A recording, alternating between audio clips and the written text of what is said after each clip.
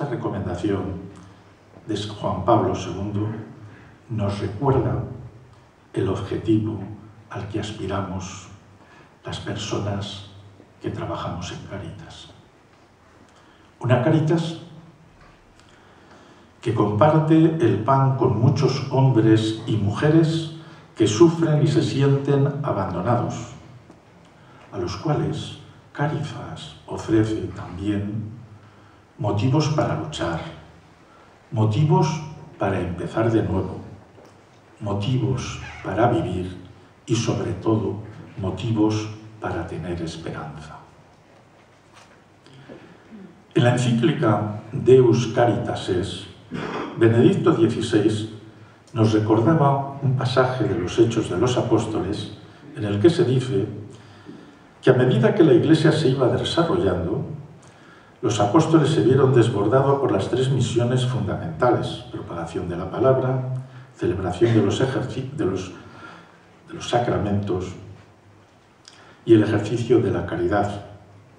Por lo que, reservándose la palabra y los sacramentos, encomendaron el ejercicio de la caridad a 7 varones justos, creando así la diaconía o el servicio. Pero los apóstoles, si bien delegaron la misión de la caridad, no se desentendieron de ella. Por el contrario, la animaban, vigilaban su funcionamiento para que la atención a los hermanos estuviera bien organizada y fuera eficaz.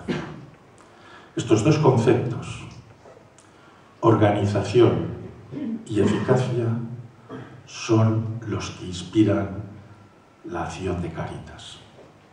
Por ello, el Papa Benedicto XVI nos decía que el ejercicio de la caridad no debe de ser solo una iniciativa personal de cada cristiano, sino de toda la comunidad cristiana, empezando por la parroquia y terminando en la Iglesia universal. La parroquia es la célula eclesiástica que mejor puede cumplir el mandato del amor, porque su ámbito reducido le permite conocer de manera cercana las necesidades de cada uno de los miembros de la comunidad, sean creyentes o no. De ahí que el ejercicio de la caridad sea una misión, en primer lugar, de las Cáritas parroquiales, siempre en comunión con su iglesia diocesana y con su obispo. Por tanto, como recordaba el Papa en Deus Caritas Es, y en el reciente motu proprio sobre el servicio de la caridad, los obispos y sus presbíteros, al mismo tiempo que se ocupan de proclamar la palabra y celebrar los sacramentos, han de preocuparse de la tercera misión fundamental de la Iglesia, que es la caridad. Misión que han de impulsar, dirigir, vigilar y tutelar. La Iglesia, Cáritas, lleva a cabo esta misión sin esperar nada a cambio, ya sea agradecimiento o reconocimiento social.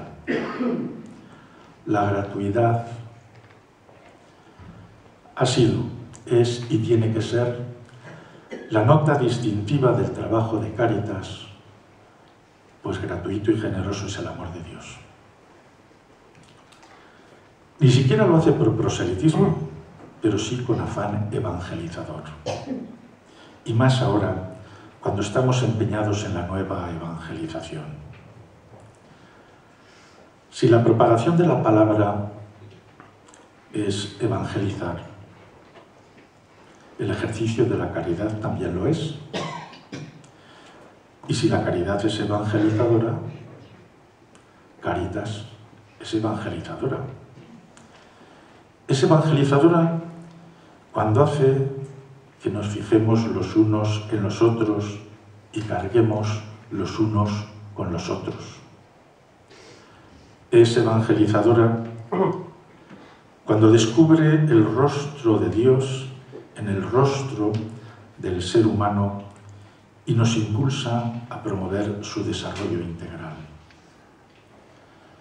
Es evangelizadora cuando denuncia la injusticia y es transformadora de personas y estructuras. Es evangelizadora cuando se coloca al lado de los débiles, los frágiles y los últimos. Es evangelizadora cuando nos hace sencillos y pobres para estar disponibles ante Dios y ante los hombres. Decía el apóstol San Pedro en los principios del cristianismo: si aún no puedes creer en Cristo, mantente al servicio de los pobres donde Él está presente.